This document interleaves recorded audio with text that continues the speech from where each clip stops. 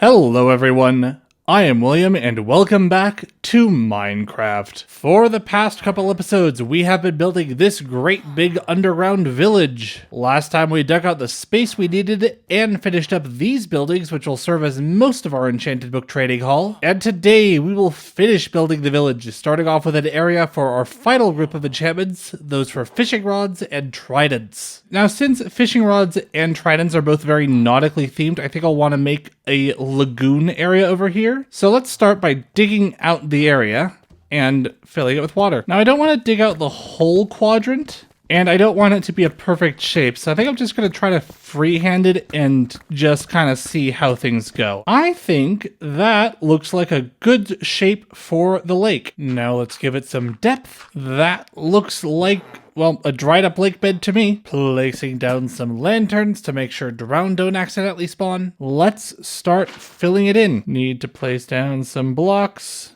only to remove them again so that the water decides that it wants to flow into those areas because Minecraft water is weird. And just like that, that is our lake complete. Let me also go ahead and clear out this to connect this tiny little lagoon to the main lake. Now I think I'll want to decorate this as sort of like a swamp or a bayou, and for that I'll need lily pads, and ideally I'll have mangrove for the buildings. So let's try to find that. Now, we did a search for regional materials a couple episodes ago. We looked that way and found sand and cactus and pointed dripstone. We looked that way and found pale oak, so I think I'll search for a mangrove swamp in this direction. I seem to be getting chased by a trident drowned riding a nautilus. I didn't know that was a thing that could happen. Anyway, it's becoming day now, so I'm gonna go run to land. Oh yeah, I forgot they changed the color of sheep in warm biomes. And the texture of pigs in warm biomes. That, I believe, is a mangrove swamp. Let's go. Weirdly enough, there's suspiciously little water in this mangrove swamp. I thought these were meant to replace rivers. Here's the mangrove wood we've been searching for. And unfortunately, I seem to have picked up some moss carpets, so my inventory is full. These leaves don't seem to be dropping any saplings. Ah yes, I believe these are the mangrove saplings, or the equivalent anyway. I seem to have entered a completely unrelated tree. And I would like to replant these trees, so how do I do that? So can I just grow it like a normal tree where I just have dirt and then I put this on it and then bone meal? Yes. Anyway, let's go ahead and replant these trees. Hi, pillagers. How are you guys doing today? Just gonna go ahead and steal some lily pads. Time to start heading back home. Home is in sight. We have made it back to our base and everything is fine. Now I think the first thing I'll want to do with this lagoon area is to add a mangrove tree to the lake just to give a little life to the area. I think I might... Oh! Very last bone meal. Let's go. So my idea for the fishing village part of this village is that the librarians would be in an open-air market along the main road, and then they'd live in houses that line the lake. So this is my initial idea for an open-air market. Basically, each villager has their own counter space to sell their books, but I am a bit worried that it's too wide to fit in the village. Now, this would be the alternative with all the villagers sharing one countertop, and it is a lot narrower, but it feels very closed off. It feels a lot more like a kitchen than it does a open air market. Actually, what I think I'll want to do is I think I'll want to use the wide fish market thing, but use it twice. And then since this side is the shorter side, this side will be for fishing rod enchantments. And then over there, since it's longer, that one will be for trident enchantments. Bamboo. Bamboo's tricky because it grows really fast, but you don't end up getting a whole lot of it. And since this market's going to be over water, let's fill in this side with planks so that there's actually water underneath it. But in some places I will have it be a full block, just for some supports. Now, while we wait for bamboo to grow, let's get started on the roofs. For the back, let's use fence gates to make a sort of mesh, but leave space open for lecterns. And then supports in the front as well. Planks along the back here. More slabs to make the top. Lanterns in between everything. Repeat this design over here. Placing down the counter stairs. These are placeholder blocks for where the chiseled bookshelves are going to be. I think those look like really nice open air market stalls. While we're waiting for the bamboo to grow, let's get started on the actual housing units. Now, for the lakefront houses, I think I'm just going to do a very similar style to something like this or like that, but out of mangrove rather than stone bricks. Let's just start by outlining some of them to get a sense of space. Yeah, I generally like that look. Let's also build out a pier here for fishing. Right, I think that looks promising as a general setup. Let's go add some real blocks to this. So that's the general frame of the building. I feel it looks too tall. I think since I have it elevated, I need the bottom layer to be a different kind of block. And I do have a lot of mangrove roots from that tree that I chopped down, so let's see if we could try that. Oh yeah, that looks a lot better. Now let's add in some bamboo planks for the roof so that it has a bit of a thatched look. There we go. How does it look from the outside? That looks really, really good. Time to just do the finishing touches, like glass in the windows, a lantern in the middle of the house, lanterns around the edge of the house, a chest for items, a blue bed for sleeping on, and I would like to give this one stilts over the water. I'm not entirely sure what I want to do about that. Let's just use these polished deep slate walls we have just for a basis. Yeah, I'm not a fan of that. It just looks really dinky. How about if I use a bunch of mangrove fences as stilts? Yeah, I think that looks good. Let's try that look. I think this is a good design for the houses in this area.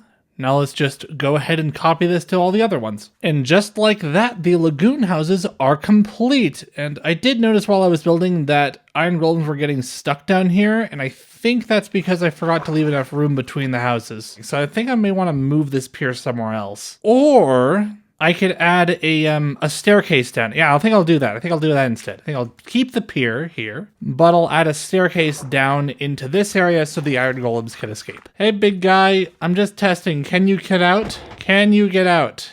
Yes, he can. Okay, I think we're all good now. Let's go.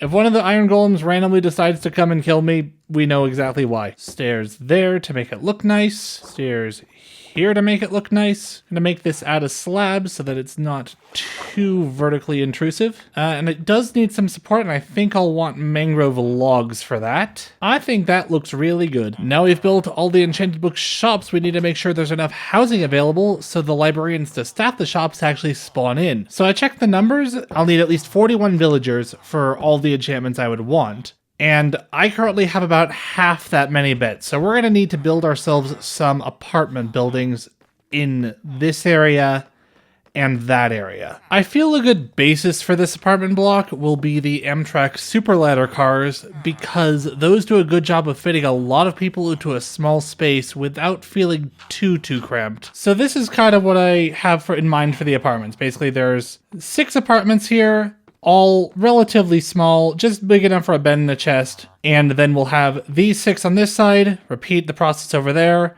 and then repeat this entire floor 1 block up and have this be a spiral staircase to access that floor. Everyone gets a bed, everyone gets a chest, and everyone gets a door. Big guy, why do you keep getting stuck in situations like this? Adding in the floor for the second floor, putting stairs around the border, lanterns around the edge to light up the area around this building, put some polished deep slate walls there, oops, and hang some lanterns off them. Do the same thing on the back as well. There seems to be a zombie up there of some sort.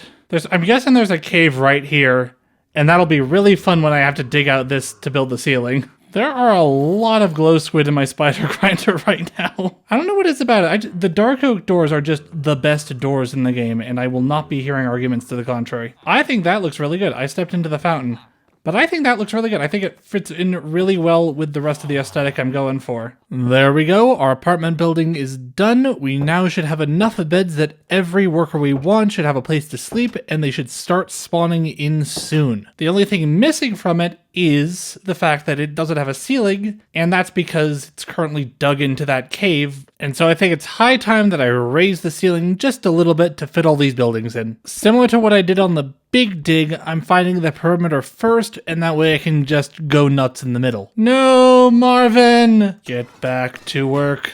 Right, that should be the perimeter for most of it. We're ending here because the spider grinder's right there, and I'm not gonna dig into that. Let's go ahead and start digging out the main event, and this should take significantly less time than the main part of the village did. Partially because it's cobblestone, mostly because it's only 4 blocks rather than 7. I found some more diamonds, but since they are the rare stone variant rather than the deep slate variant, I'm just gonna keep on going. But I'm gonna get as many diamonds as I could possibly want when I go ahead and start digging out in the deep slate in probably like 3 or 4 episodes or so.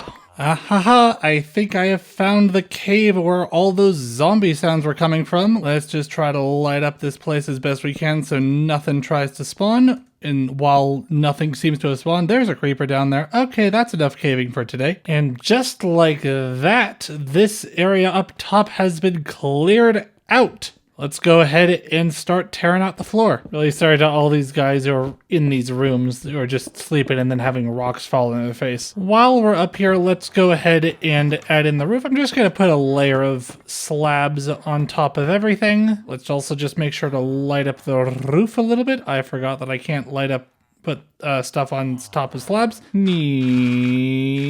Oh, careful to leave a pass to the rest of it. Dude.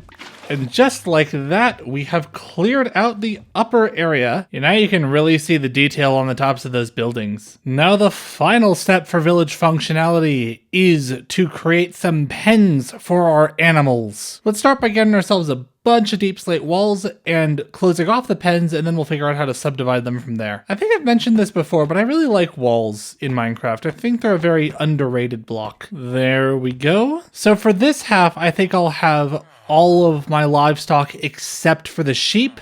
So that'll be cows, chickens, and both kinds of mushroom. I think a good place to start would be to have 2 large pens with a path in the middle. There we go. We've divided this area roughly into thirds. And I'll want to build a house right here that'll be for the farmer. I'm going to make this house a little bit bigger than all the others since it is both house and job site. And we're going to have doors on all sides so that the villagers can access the pens. I think that looks pretty nice, but I will want to give it a second floor for the actual bedroom. Filling in the floor with the dark oak since that feels right. And since they live on a ranch, I think it makes sense for their job to be of a leather worker. So let's put the cauldron in the corner. Place in tiles along the outside to give the top floor a bit more definition. Once again, just gonna give this guy a simple roof, adding in some windows, adding in 2 beds since we do have the space for it. Give each of these beds their own chest, and let's give this some doors, 1 on each side of the house, a lantern for the bottom floor, and a lantern for the top floor.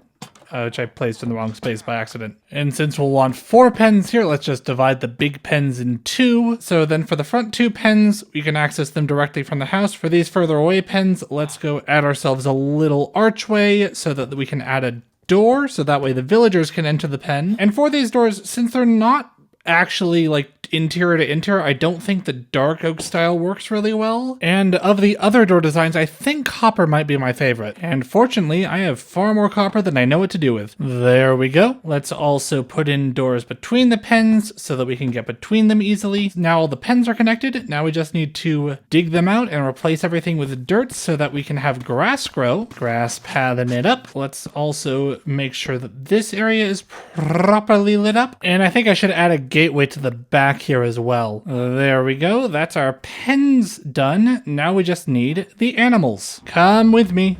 We're all going downstairs to our village. Dude, you want the wheat? You want the wheat? There you go. For whatever reason, they keep losing interest after a while, and this is a long way to walk. Oh yeah, this is a lot easier than trying to lure them down. Why are you spinning? Get down here. Oh yeah, I think it's because they're trying to pathfind here, and then they're realizing they're on a lead. There we go. There's all our mushrooms down here. That's our cows brought in. Bessie, get in here. Now, we have a lot of chickens here, and frankly, I can't be bothered to drag them all down to the village. So you guys are all free to go. To be my dinner! No, I mean, you're free to go. Their children, on the other hand, yeah, they're totally going into my pen. And now let's do the same thing, but for sheep. Move in my chest monster to somewhere less in the way. And similar to the other pastures we had, I kind of want to have a building here as the entrance. And since this is sheep we're talking about, I think it makes more sense for that building to be a shepherd. For the shepherd's house, I think what I'll want to do is I'll have a small corner be the bedroom, and then the rest I'll have be the loom workstation, as well as entrances to the fields. There we go. That's the frame of the building anyway. Place in tiled deep slate deep slate tiles in the door. Place in polished deep slate on the floor. A bed and a chest in the living or the sleeping area. Slab roof. Lanterns on the ceiling. Place down a loom over here in the corner. And I think it'd be weird if the shepherd shop wasn't decorated with wool in some way, so let's get ourselves some carpet. Just gonna put in big blue crosses paths, and I'm exactly one short because of course I am. And then some nice gray carpet by the bed. I'm gonna build walls all the way out here. And then I'd like to have one pen for each type of for each color of sheep. So we're going to be dividing these into 16 pens rather than just 4. It occurs to me I have been a dumb and have set aside room for 8 pens when I wanted to set aside room for 16. Whoops! After quite a lot of fiddling, I think I've laid out this as our pen layout. Let's start adding in the doors between the pens. You know, I'm not a fan of these doors in the more condensed layout. The reason I wanted to have the doors in the first place was so that villagers could wander into the different pens. But the problem with doors is that they look really weird if you just place them between walls since they don't line up. I'll let the villagers access the pens adjacent to the house, but for most of the between pen stuff, I'm just gonna put up fence gates. There we go, there's the spaces for fence gates. I'll actually put in the fence gates later. Now let's mine out this area and replace it all with dirt. Get out of my farm, you friggin' silverfish. Fill everything in with dirt. Let's go ahead and make these grass paths. Now let's add in the fence gates. And there aren't any stone or deep slate fence gates, they're only wood, but I think dark oak matches the color palette most. Pens are complete. Now we just need to bring the sheep down. Since I have both brown and light gray sheep upstairs, and I'd like to kind of separate these guys by color, I think I'll put the brown sheep on this half and then the light gray sheep on this half. But I'll leave all the fence gates open so that way they can wander around freely for the time being. And just like that, all of the sheep have been brought down, which means that functionally the village is complete with all of the buildings built. I think it's time we leave it here. Next time we decorate, turning this village, which is still kind of looking like a hollowed out cave, into looking quite nice indeed, including coloring all the sheep, brown mushrooms, and of course, placing down the lecterns for our librarians. Until then, this has been Minecraft. I'd like to thank you very much for watching, and I hope to see you again real soon.